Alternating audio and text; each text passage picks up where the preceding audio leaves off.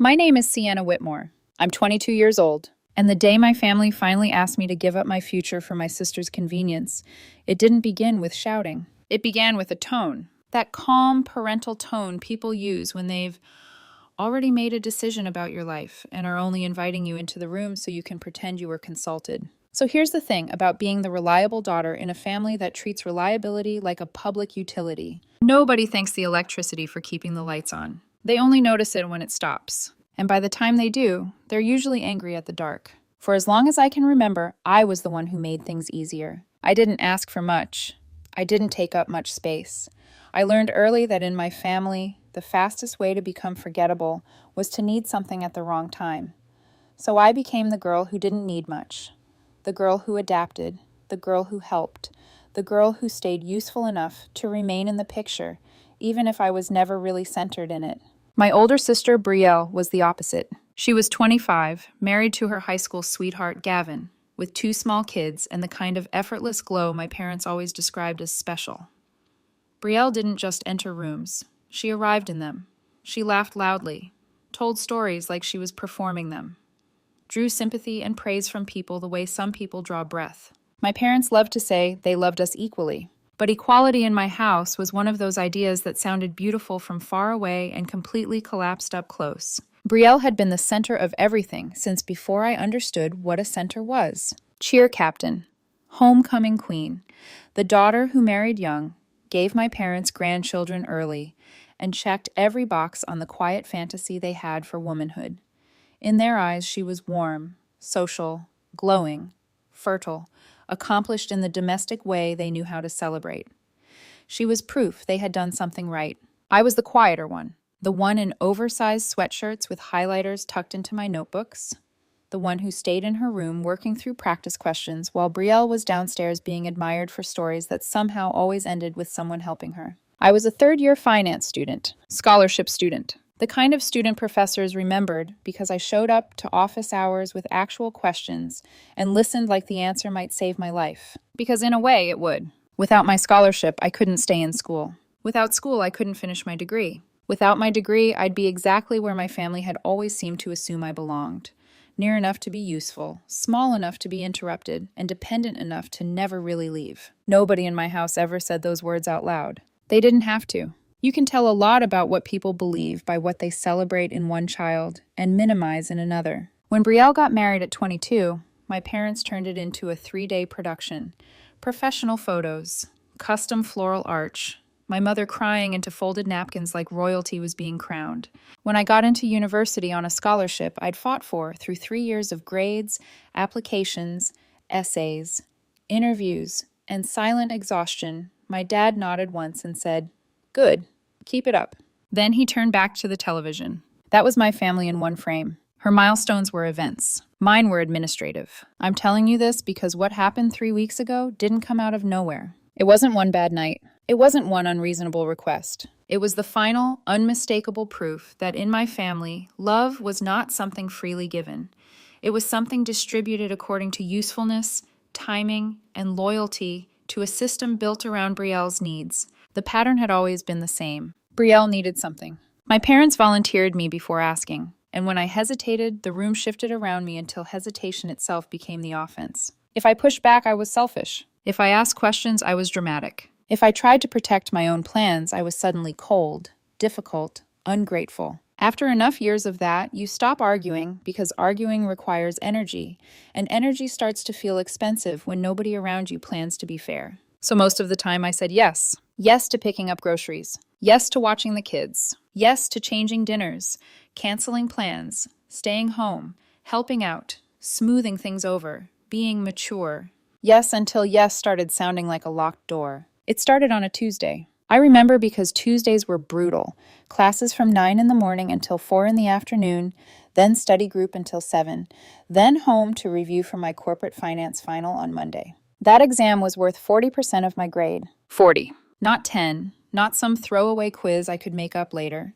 40% in a class I needed to pass cleanly to protect my scholarship. I had been preparing for it for months. Flashcards, case studies, practice exams, coffee-fueled mornings and eyes-burning nights. I turned down dinners, skipped birthdays, and let my social life shrink down to almost nothing because this exam mattered that much. This wasn't just a test. It was leverage, a doorway, proof that my future could be built with my own hands, even if nobody at home cared enough to ask what I was building. That night, I was in my room working through bond valuation problems when my mother knocked. "Dinner," she called through the door. "Your father wants everyone downstairs." That sentence always carried a shape. Not a request, a summons. Usually it meant Brielle was over, and some fresh development in her life was about to become a group project. I capped my pen, set aside my notes, and went downstairs already bracing myself. Sure enough, Brielle was there. So was Gavin. Their two boys were racing circles through the living room, one shrieking with laughter, the other dragging a plastic dinosaur by the tail. My mother was setting out plates with the pleased, important energy she wore whenever Brielle had news. My father sat at the head of the table like a man preparing to announce policy. "Sit down, Sienna," he said. I sat. I always sat. Brielle was smiling in that glossy way she had when life was working out for her, and she expected the room to admire the arrangement. "Gavin got an opportunity," my mother said, before anyone had taken a bite. Her voice was almost reverent. "A big one. His company is sending them to a conference in Dallas next weekend. All expenses paid. Great networking. This could really move things forward for him." She paused the way people do when they think applause should happen naturally. I nodded once. "That's great." "It is great," Brielle said, already halfway into a grin. But obviously, we had to figure out childcare.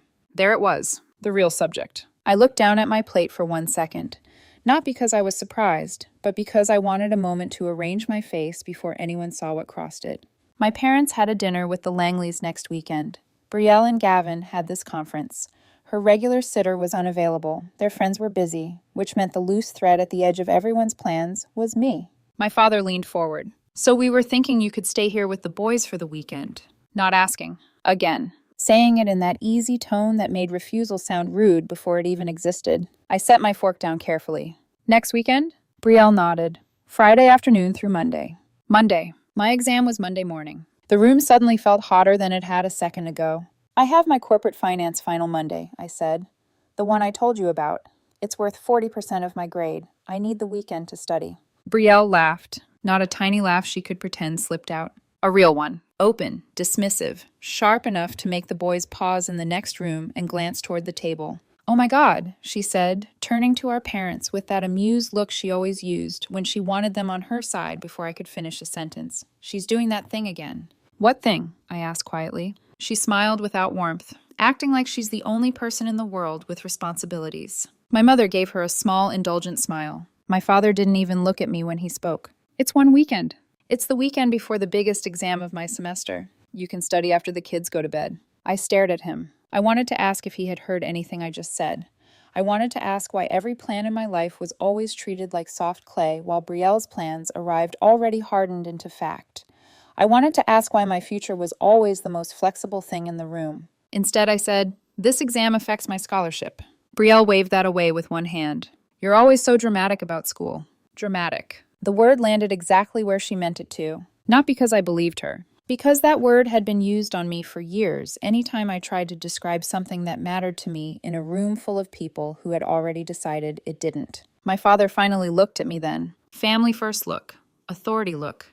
End of discussion look. "Sienna," he said, "finals can be retaken. Your sister can't retake motherhood." Everyone smiled like that was wisdom. Like it was kind. Like I was supposed to sit there and feel honored to be trusted with the spillover of Brielle's life, while mine was treated like a rough draft. Something inside me went very still. Not broken. Still. That quiet place people reach when a pain is so familiar it stops feeling sharp and starts feeling clarifying. I looked at my plate. At the steam rising off food I no longer wanted. At my mother's folded napkins. At Brielle's satisfied expression. At the shape of the whole machine working exactly as it always had. And for one strange, clear second, I saw the future they expected from me as if it were already finished. I saw myself years from now still in this house or one just like it. Still adjusting. Still helping. Still being described as good because good girls are easy to reroute. Still postponing pieces of my life because somebody else's crisis always arrived louder. Still being told that my timing was unfortunate, my boundaries were cruel, my dreams were inconvenient. I think that was the moment the old version of me began to detach. The version that believed if I just explained myself better, they might someday understand. The version that mistook being needed for being loved. I lifted my eyes. I made sure my face revealed nothing. Then I said softly, "I'll handle the boys." Brielle leaned back like she had just won something she'd never doubted was hers. "See?" she said to Gavin, smiling. "I told you she'd come through." My mother exhaled in visible relief. My father nodded once, like order had been restored. Nobody asked what it cost me. Nobody ever did. The rest of dinner blurred into instructions. Nap times. Favorite snacks. Which cartoon calmed the younger one down? When the older one got cranky, what pajamas to use? Where the medicine was. My father added rules in that clipped tone he used when he wanted to remind me I was being entrusted with something important, as if responsibility only counted when it served them. Don't leave the house. Keep your phone on. Make sure breakfast is on time. As though I'd ever been reckless. As though unpredictability had ever been my flaw. By the time dinner ended, my appetite was gone and my head felt too full. I carried my plate to the sink, rinsed it, and went upstairs without a word. In my room, I shut the door and sat on the edge of the bed. My phone was already in my hand before I consciously reached for it. I opened the confirmation email for my exam. Building name, hall number, seat assignment, 9 a.m. Monday. My name at the top, Sienna Whitmore. For a long time, I just stared at it. Not because I was unsure, because I wasn't. That was the terrifying part. I knew exactly what they expected me to do. And for the first time in my life, I also knew I might not do it. I stood up and crossed the room slowly, pulled my backpack from the chair, checked the zipper, laid out my calculator, student ID, blue pen, backup pen, notes, water bottle. Small movements, quiet movements, the kind you make when you are handling something fragile or sacred. Downstairs, I could hear Brielle laughing at something Gavin said. The boys were still awake, thudding down the hallway in mismatched socks. My mother called after them in that warm, indulgent voice she used with Brielle's children and almost never used with me anymore. I stood there listening to the life of the house continue below me. The same house where I had spent years being praised most when I disappeared into usefulness. The same house where my future had just been laid on the table and treated like a scheduling inconvenience. I slid my exam confirmation back into my bag. Then I sat at my desk and opened my textbook again. Outside my room, everything looked the same. Inside it, nothing was. And somewhere beneath the fear, beneath the conditioning, beneath the old reflex to keep the peace, a new thought settled into place with terrifying calm. I could go anyway. The weekend of obedience. And the decision they never saw coming. The weekend arrived slowly, like something watching me to see if I'd break first. Friday afternoon, Brielle showed up with the boys and a diaper bag, so overpacked, it looked like she was preparing for evacuation, not a 2-day trip. She walked in already talking, already mid-instruction, already assuming the shape of the next 48 hours without once checking if I was still inside them. Okay, so Noah doesn't like his sandwich cut diagonally anymore. He says it tastes weird. And Eli needs his dinosaur before nap or he cries for 20 minutes straight. I nodded. Of course I nodded. That was still the part I knew how to play. The boys ran past me into the living room like they owned the space, their laughter echoing off the walls. Brielle moved through the kitchen, opening cabinets, adjusting things that were already in place, as if even in my care, everything still had to be arranged according to her. Text me if anything happens, she added, finally pausing long enough to look at me. Not really looking. Just checking a box. I will, I said. She smiled, satisfied. Thanks, Sienna. You're a lifesaver. The words should have felt warm. They didn't, because lifesaver in my family didn't mean valued. It meant available. Gavin lingered by the door, offering me a quick, almost apologetic smile before following her out. He'd always been quieter than Brielle. Kinder, maybe. But kindness without interference doesn't change anything. It just softens the edges of the same pattern. The front door shut. And just like that, it was me and 2 kids under 5 and a weekend that was supposed to belong to someone else. My parents left an hour later for their dinner prep with the Langleys. My mom gave me a quick list of reminders I already knew by heart. My dad didn't say much at all, just gave a short nod like he was confident things would run exactly as expected. They always did. That was the problem. By evening, the house settled into the rhythm of children. Cartoons playing too loudly. Tiny footsteps thudding down hallways. Juice boxes half finished on the coffee table. I made dinner. Chicken nuggets, cut fruit, something simple. They ate in front of the TV, arguing over which show to watch, crumbs scattering across the cushions like confetti. I cleaned it up without thinking. Because that's what I did. I maintained. I absorbed. I adjusted. At 8:30, I got them both into bed after 2 rounds of just one more story and a negotiation about which stuffed animal belonged where. When the house finally went quiet, I stood in the hallway for a moment listening. No footsteps, no voices, just silence. I went back to my room, closed the door, and opened my textbook. That was the real rhythm of the weekend. Not babysitting, balancing. Every hour split in two. Caregiver on the surface, student underneath. Saturday blurred into motion. Breakfast at 7, cartoons by 8, snack at 10, nap at 1. And in every gap, every stolen minute, I studied. Flashcards at the kitchen counter while they argued over toys. Practice problems on my phone while they watched cartoons. Notes spread across the coffee table while one of them napped on the couch beside me. By midnight, when the house finally stilled again, I sat at the kitchen table with a cup of coffee that had already gone cold once and worked through problem sets until my eyes burned. 3 a.m., 7 a.m., again. Nobody saw it. Nobody asked. Nobody expected it. Because in their version of this weekend, I had already chosen them. Sunday came and went the same way. By evening, something had shifted. Not outside. Inside. The fear that had been sitting in my chest all week, the fear of what would happen if I didn't do what they expected, started to change shape. It didn't disappear. It sharpened. It became something cleaner. Something that felt less like panic and more like clarity. By 8 p.m., the boys were asleep. The house was quiet again. I sat at the kitchen table staring at the clock. 9 p.m. My exam was at 9 a.m. Brielle wasn't coming back until Monday afternoon,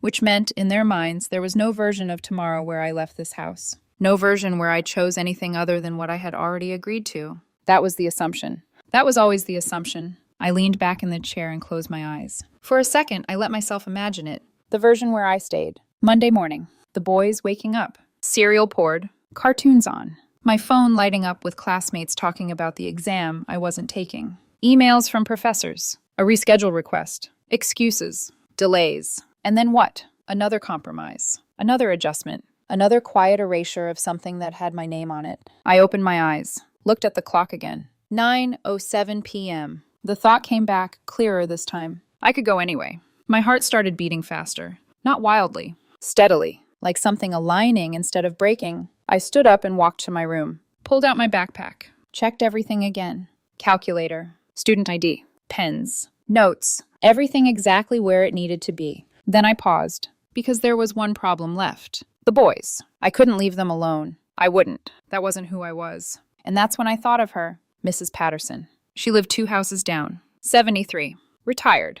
The kind of woman who remembered birthdays and baked cookies no one asked for and had once bandaged my knee when I fell off my bike at 8 years old. She had watched us grow up. In a lot of ways, she had been more present than anyone in my actual family. I picked up my phone. It rang twice before she answered. Sienna? Her voice was warm, familiar. Safe. Hi, Mrs. Patterson, I said, trying to keep my voice steady. I'm so sorry to call this late, but I need a favor. She didn't hesitate. Of course you do. What's going on? I explained. Not everything. Just enough. There's a situation.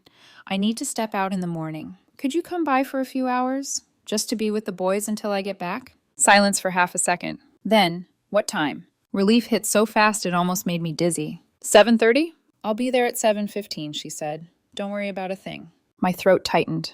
Thank you. Sweetheart, she added gently, you don't sound like someone asking for a small favor. I swallowed. I'm not. Another pause. Softer this time. Then go do what you need to do. I hung up and stood there for a moment, phone still in my hand. That was it. That was the line. Everything before this had been preparation. This was the decision. Monday morning came too quickly. 6 a.m. I woke up before my alarm. The house was still dark. For a second, I just lay there, staring at the ceiling, listening to my own breathing. This is it. No more imagining. No more weighing. Just doing. I got up, dressed in the outfit I had laid out the night before. Jeans, sweater, comfortable shoes. Nothing dramatic. Nothing that looked like a turning point. That was the strange thing about it. From the outside, this morning looked completely ordinary. I packed my bag for the 3rd time. Checked everything twice. Then I went into the kitchen. Poured cereal into 2 bowls. Covered them with plastic wrap. Set out juice boxes. Wrote a note in large, careful letters. Breakfast is ready. I'll be back soon. Be good for Mrs. Patterson. I stared at it for a second, then set it down on the table. At 7:12, there was a knock. I opened the door. Mrs. Patterson stood there in a light coat, her gray hair pulled back neatly, her eyes already scanning my face like she could read everything I hadn't said. Morning, she said softly. Morning. I handed her the spare key. Ran through instructions she didn't really need. She nodded through all of it, calm and steady. Then, just before I stepped away, she reached out and squeezed my hand. "You're doing the right thing," she said. I didn't ask how she knew. I just nodded. At 7 o'clock, I walked out the front door. The air hit me differently. Colder, sharper, like the world had been waiting for this exact moment to change temperature. I stepped onto the sidewalk, closed the door behind me, and somewhere between the front steps and the street, it hit me. This wasn't just about an exam. This was the moment they would never forgive me for. And I hadn't even done it yet. The bus ride felt unreal. The kind of quiet that presses in on you even when you're surrounded by people. My knee bounced the entire time. Not from nerves about the test. From anticipation. From waiting. For my phone to explode. For my dad to realize. For Brielle to call. For everything to crash down at once. But it didn't. The city slid past the window in gray streaks and wet pavement. Students got on and off at different stops, clutching notebooks, whispering formulas under their breath, living inside their own stress, their own futures. No one looked at me. No one knew what this morning meant. At a red light, my phone buzzed.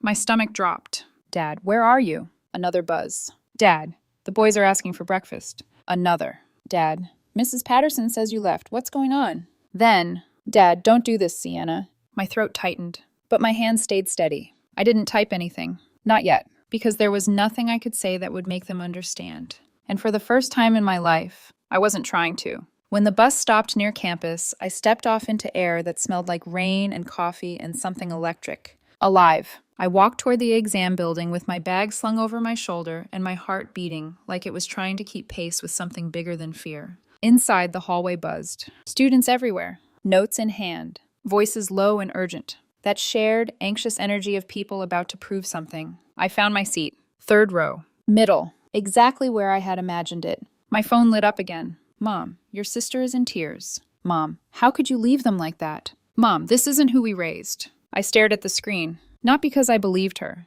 Because a part of me still recognized the version of myself she was describing. The girl who would have stayed. The girl who would have apologized. The girl who would have quietly let this moment pass. That girl was still there. Just quieter now. Fading. The invigilator's voice cut through the room. "Phones off. Bags under your chairs. We begin in 5 minutes." I took one last look at the messages, then turned my phone off, slid it into my bag, and let the silence settle. For a second, guilt tried to pull me back. Hard. 22 years of conditioning tightening like a leash. Go back. Fix it. Apologize. Be good. Be useful. Be who they need you to be. Then the exam paper landed on my desk. I looked down. My name printed at the top. Sienna Whitmore. Corporate Finance Final Examination. And just like that, everything else went quiet. The family trial and the hidden sabotage. By the time I stepped out of the exam hall, my hands were numb. Not from fear, from release. 3 hours of focus had carved out a kind of silence in my head I hadn't felt in years. For the first time in a long time, I wasn't thinking about who needed me, what I was forgetting, or what I was supposed to fix. I was just there, standing on the steps of the building, sunlight cutting through the clouds in thin, uneven streaks. Alive. I reached into my bag and turned my phone back on. It vibrated instantly. Notifications stacked so fast they blurred together. Missed calls, voicemails, texts, dozens of them. My chest tightened, not with panic this time, but with recognition. This is what it looks like when you stop being available. I scrolled. "Mom, call me immediately." "Dad, this is unacceptable." "Dad, where are you?" "Brielle, I can't believe you did this." "Brielle, if something happens to my kids, this is on you." That one made my stomach drop. Not because it was true, because it was designed to feel true. Guilt sharpened into accusation. I exhaled slowly, typed back one message. They weren't alone. I arranged for Mrs. Patterson. They were safe. You just didn't get what you wanted. I stared at the words for a second, then hit send. The replies came instantly, faster than I expected, angrier than before. Selfish, irresponsible, unbelievable. That word again. Selfish. It had followed me my whole life like a warning label, something I had been trained to avoid at all costs. And now here it was, stamped across me anyway. I should have felt worse. I didn't, because for the first time, the word didn't land like a verdict. It landed like a translation. Selfish meant I didn't bend. Selfish meant I chose something that didn't serve them. Selfish meant I existed outside of their expectations. Fine, let it mean that. I opened my camera, turned it toward the campus sign behind me. Blue sky breaking through gray. My exam slip still in my hand. Proof. Not for them. For me. I took the photo, held it there for a second, then sent it. No caption. No explanation. Just truth. The responses came like a wave. Mom, are you serious right now? Dad, you chose this over your family? Brielle, I can't believe you'd be this selfish. I stared at the screen, then typed one more message. I chose what you always said mattered. Education. Future. Responsibility. Then I put the phone away. Because there was nothing left to explain. I didn't go home right away. I walked. Past buildings. Past people. Past everything that had nothing to do with the life I'd just cracked open. By the time I sat down on a bench near the library, my legs were shaking. Not from exhaustion. From the come down. Adrenaline draining out of my system, leaving behind something quieter. Something steadier. Something that felt like truth. I had done it. There was no undoing it now. No version of the story where I went back and made it right. Because in their version, right meant I never should have left. The house was dark when I finally pulled into the driveway. Just past 8 p.m. No cars. No lights. For a second, it almost felt normal, like I had imagined the entire day. Then I stepped inside, and the lights snapped on. All at once. They were waiting. My parents sat in the living room like a tribunal. My father in his usual chair, posture straight, expression carved into something calm and dangerous. My mother beside him, arms folded tightly, eyes already sharp with disappointment. Brielle stood near the fireplace, arms crossed, her face flushed, eyes red, not soft with tears, but hard with anger. Gavin wasn't there. Smart. He knew when to stay out of it. For a few seconds, no one spoke. We just looked at each other, across a distance that hadn't existed that morning. Then my father broke the silence. Quiet. Controlled. Do you have any idea what kind of position you put your sister in today? I set my bag down slowly. Took my time. You told me to skip my exam. My mother cut in immediately. We told you to help your family. I looked at Brielle. You never asked. I said, you just assumed. Her jaw tightened. Because you always say yes. There it was again. Not gratitude. Expectation. I nodded once. And today I didn't. That was enough. The room shifted. My father leaned forward. And today you embarrassed us. Us. Not concerned about the kids. Not asking how I was. Not even asking if the exam mattered. Just us. Your mother had to leave the Langley dinner early, he continued. Brielle had to cut her conference short. Do you know how that looked? I almost laughed. Not because it was funny. Because it was so predictable, it hurt. I passed my exam, I said quietly. I think I did well. No one reacted. Not a smile. Not a nod. Not even a pause. My father shook his head slowly. That's not the point. And there it was. The sentence that had defined my entire life. Not the point. My achievements were never the point. My sacrifices were never the point. Only my availability. Only my usefulness. So what is the point? I asked. My voice didn't shake. Not anymore. That I stay available? That my life stays flexible enough to fix your problems? My mother's expression cracked into something sharper. Why are you making this into a drama? We needed you. Brielle stepped forward. And now Dad's saying maybe you shouldn't be around the boys anymore, because clearly you don't care about them. Clearly you can't be trusted. That hit. Not loudly. Deep. The threat wasn't just blame. It was removal. Punishment. You cared about your conference, I said. Your networking. Your schedule. But I'm the one who doesn't care? Silence. Then, my father stood up. Slowly. The scrape of his chair against the floor felt louder than it should have. That's enough. He walked to the hallway cabinet. Opened it. Pulled something out. An envelope. My name on the front. My stomach dropped before I even processed why. He held it up. I didn't submit these. The world narrowed. What? Your scholarship documents, he said calmly. I was waiting. Waiting. For what? For you to show commitment to this family. The words didn't hit all at once. They sank in piece by piece, like something cold spreading through my chest. You, what?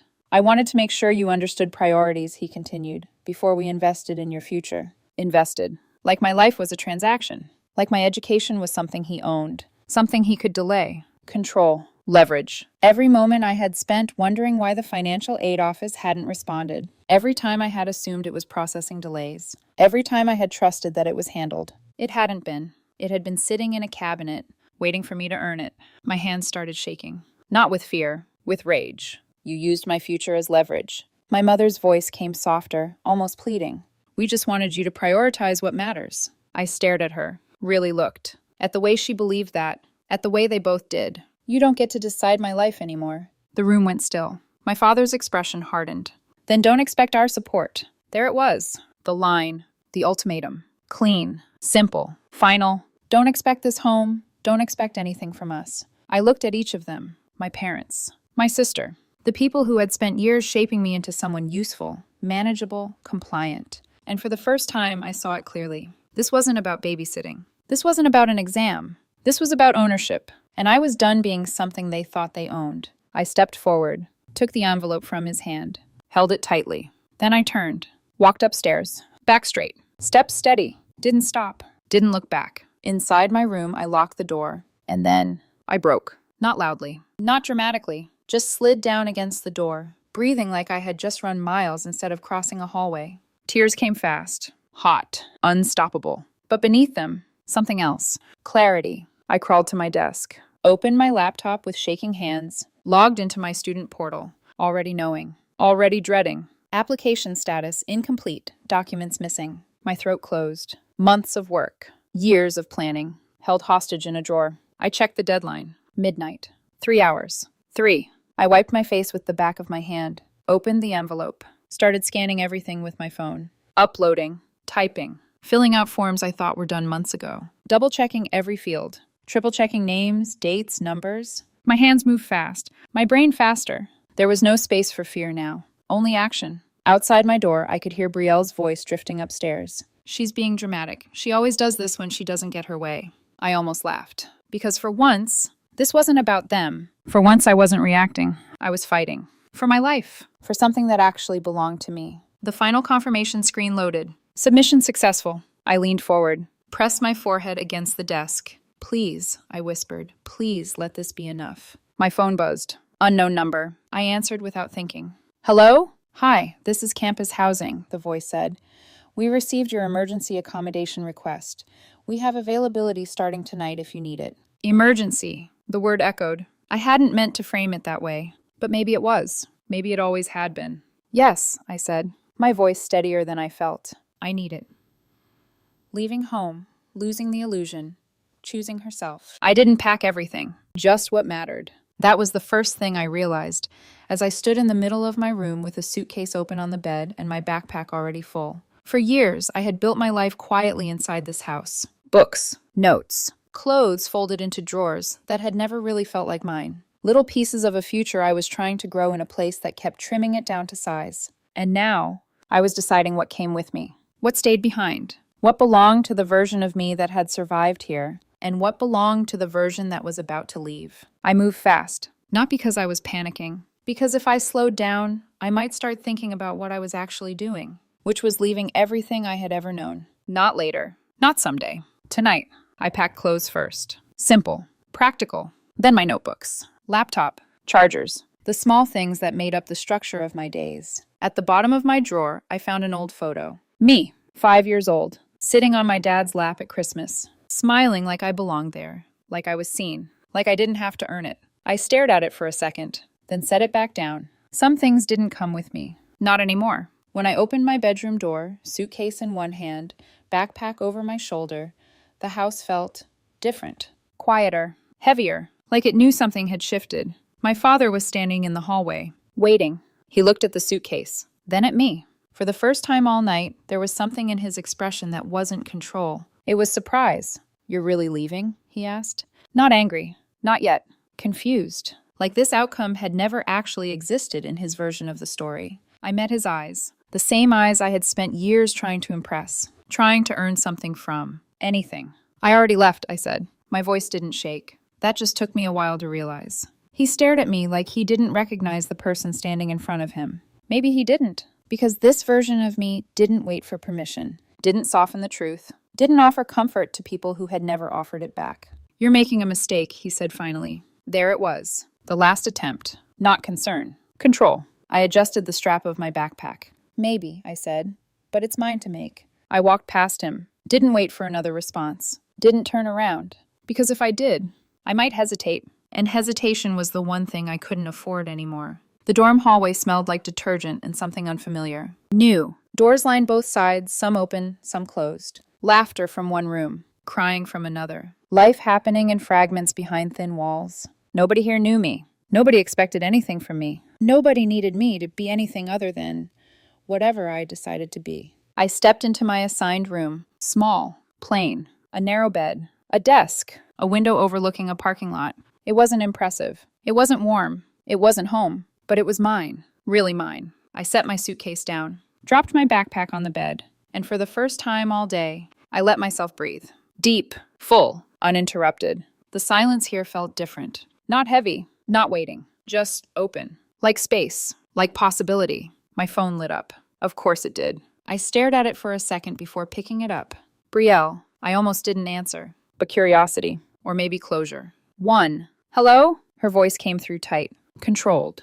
Dad says if you don't come back and apologize, they're cutting you off completely. Straight to the point. No hesitation. No softness. No more help, she added. No more home, no family. This is your last chance. Last chance. I leaned back against the wall, looked around the room, at the blank walls, the narrow bed, the life that hadn't been built yet. Then I closed my eyes and pictured the alternative, going back, apologizing, smoothing it over, shrinking again. No, I think you already made your choice, I said quietly. There was a pause. Then, you're really doing this? She asked. Her voice cracked just slightly. Punishing us for caring about you? I almost smiled. Not because it was funny, because it was so familiar. That twist, that reframing, that ability to turn control into care. I'm not punishing you, I said. I'm choosing myself. Silence. Then a different voice. My mother. She had taken the phone. If you walk away now, she said, each word sharp and deliberate, don't bother coming back. There it was. The final cut.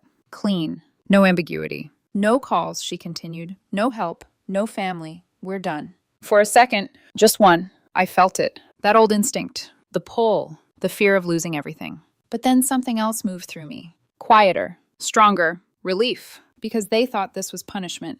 They thought they were taking something from me. But what they were really doing was removing the last thing that could pull me back. Permission. I opened my eyes, looked at the empty room again, and realized something I hadn't expected. I wasn't losing everything. I was losing the version of everything that had never truly been mine. I understand, I said. And I meant it.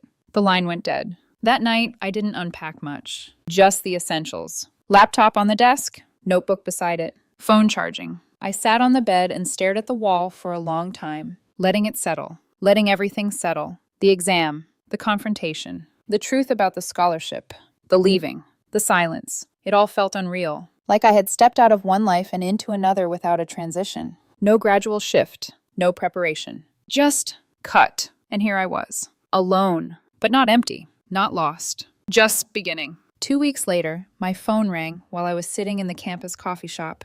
Books open, notes spread out, the quiet hum of people building something around me. I looked down. Dad. For a second, I considered ignoring it, letting it ring, letting the silence continue. But something in me wanted to hear it, to see what had changed. If anything had, I answered. Hello? His voice sounded different, smaller, less certain. Your mother's car broke down, he said, across town. Brielle's stuck at work. We need someone to pick up the boys from school. We need, not how are you? Not are you okay? Not I'm sorry. Just, we need. Just this once, he added. Just this once. The phrase almost made me laugh, because it had never been just once. It had always been the same once. Repeated, over and over again. I closed my notebook slowly, looked around the coffee shop. Students working, typing, studying, living. No one waiting for permission. No one being asked to pause their lives for someone else's convenience. I have class, I said. A pause. Then, Sienna, be reasonable, he said. Family is... I know, I cut in gently. Family comes first. The silence on the other end stretched. Heavy. Then my mother's voice. Sharp. Controlled. So you're really doing this? She asked. After everything we've done for you? There it was. The script. The one they had always used. I leaned back in my chair. Took a breath. And for the first time, I didn't feel pulled into it. You did what benefited you, I said calmly. You held my future over my head. You made me feel guilty for having dreams. You treated me like staff instead of family. Another silence. Longer this time. I'm doing what saves me. My father came back on the line. Voice rougher now. So you won't help? I let the question sit. Not because I didn't know the answer. Because I wanted him to hear it clearly. Fully. Without misunderstanding. I won't, I said. And for the first time, I didn't feel guilty. The line went dead. I went back to my notes, picked up my pen, and kept studying. Because for the first time in my life, nothing was waiting to interrupt me. What breaks, what changes, and who finally sees the truth. 3 months passed. Not slowly, not dramatically. Just steadily, The kind of steady that feels unfamiliar when you've spent your whole life reacting instead of building. My exam results came in first. A, not barely, not scraped together. A solid, undeniable A. I stared at the screen for a long time when it posted, not because I was surprised, but because it was proof of something I had never been allowed to fully believe before. I could choose myself and still succeed. Maybe even because I did. My scholarship went through 2 days later. Approved. No conditions. No leverage. Just mine. My job at the university library picked up more hours. It wasn't glamorous, but it was quiet, structured, and predictable in a way my old life had never been.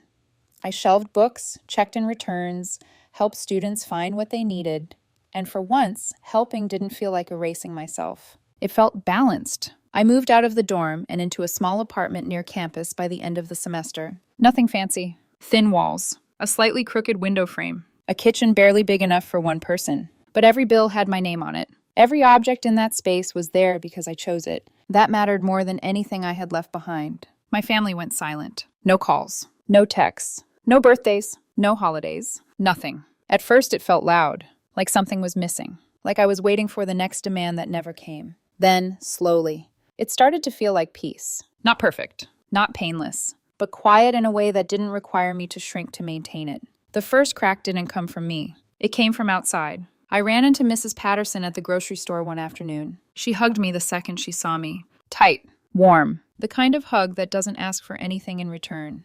"I'm proud of you," she said. Simple, direct, no conditions. My throat tightened. "Thank you." She hesitated for a moment, then leaned in slightly, lowering her voice. "Your father came by last week." My chest went still. What did he want? "He asked if I'd heard from you," she said. "Told me to pass along a message." I waited. "What message?" She shook her head. "I told him if he wanted to talk to his daughter, he could do it himself." A small, satisfied smile tugged at the corner of her mouth. He didn't like that. I couldn't help it. I smiled too. Not because it was funny, because for once, someone had chosen not to make things easier for him. We said goodbye a few minutes later, and I carried that moment with me longer than I expected. 2 weeks after that, I got an email from the financial aid office. Subject line: security verification required. My stomach dropped before I even opened it. Inside, someone had called pretending to be me, asking about my scholarship, my housing, trying to redirect communication to a family member. My mother. I sat very still as I read it. Every line, every detail. Not shocked. Not really. Just confirmed. They weren't done trying to control what they couldn't reach anymore. I called the office back, verified my identity, added extra security to my account. Photo ID required for any changes. No exceptions. When I hung up, I didn't feel scared. I felt something colder, clearer. This wasn't about misunderstanding. This wasn't about love expressed badly. This was about control. And control doesn't let go easily. A week later, my phone lit up again. A name I hadn't seen in months. Brielle. I stared at it, longer than I needed to. Then I answered. "Hello?" Her voice wasn't the same. Gone was the sharp confidence, the easy superiority. What came through instead was raw. Greg left. I didn't respond right away. Not out of cruelty, out of recognition of the moment. "He moved out last Tuesday," she continued. "Said I was too controlling, too demanding, that everything had to revolve around me." A hollow laugh followed. "Mom and Dad are furious. They keep saying I should have tried harder, that I drove him away, that this reflects badly on the family." I leaned against my kitchen counter. Let the words settle. Then, sounds familiar, silence. Then a small breaking sound. "Is this what it felt like?" she asked quietly. "When they blamed you?" I closed my eyes for a second.